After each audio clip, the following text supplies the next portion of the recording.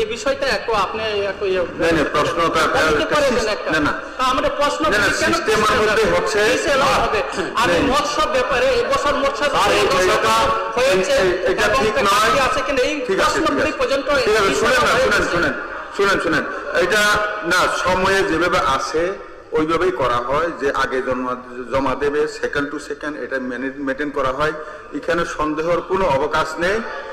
এটা ভরসা করতে পারবেন করবেন হ্যাঁ ধন্যবাদ অনারেবল স্পিকার সাহেব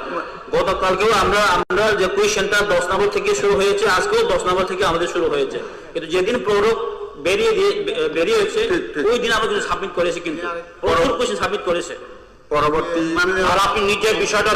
আজকেও লাস্ট একদম সিরিয়াল নাম্বারে মাননীয় অধ্যক্ষ মহোদয় আমি এটাও ডিসকাস করেছি রিপোর্ট এসে এটা তো 25 অব্দি বলেছিলাম আমার কাছে এসে 2026 জুলাই পর্যন্ত সেটা ইনক্রিজ হয়ে 14.7% হয়েছে কনভিকশন। পরবর্তী প্রশ্নকর্তা হচ্ছেন রঞ্জিত দাসজি। স্যার আমার তারকা চিহ্ন প্রশ্নটির নাম্বার হলো 3।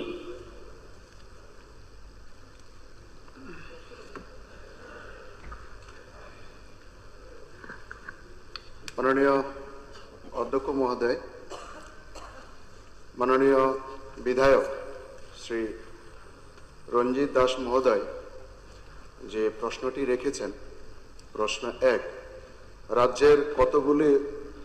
রাজ্যের কলেজগুলোতে বিজ্ঞান প্রযুক্তি ও গবেষণার ক্ষেত্রে ছাত্রছাত্রীদের অংশগ্রহণ বাড়ানোর জন্য কোনো উদ্যোগ নেওয়া হয়েছে কিনা? উত্তর: বিজ্ঞান প্রযুক্তি এবং গবেষণার ক্ষেত্রে ছাত্রছাত্রীদের আগ্রহ এবং অংশগ্রহণ বৃদ্ধির লক্ষ্যে বিভিন্ন কলেজে বিভিন্ন পদক্ষেপ গ্রহণ করা হয়েছে। নতুন পাঠ্যক্রমের সূচনা অনুযায়ী ছাত্রছাত্রীদের আধুনিক বিজ্ঞান চর্চায় উৎসাহিত করতে এবং শিক্ষার্থীদের মধ্যে উদ্ভাবনী চিন্তাভাবনা ও হাতে কলমে গবেষণার পরিবেশ তৈরি করতে একটি বিশেষ কলেজ বায়োটেক ক্লাব প্রতিষ্ঠা করা হয়েছে।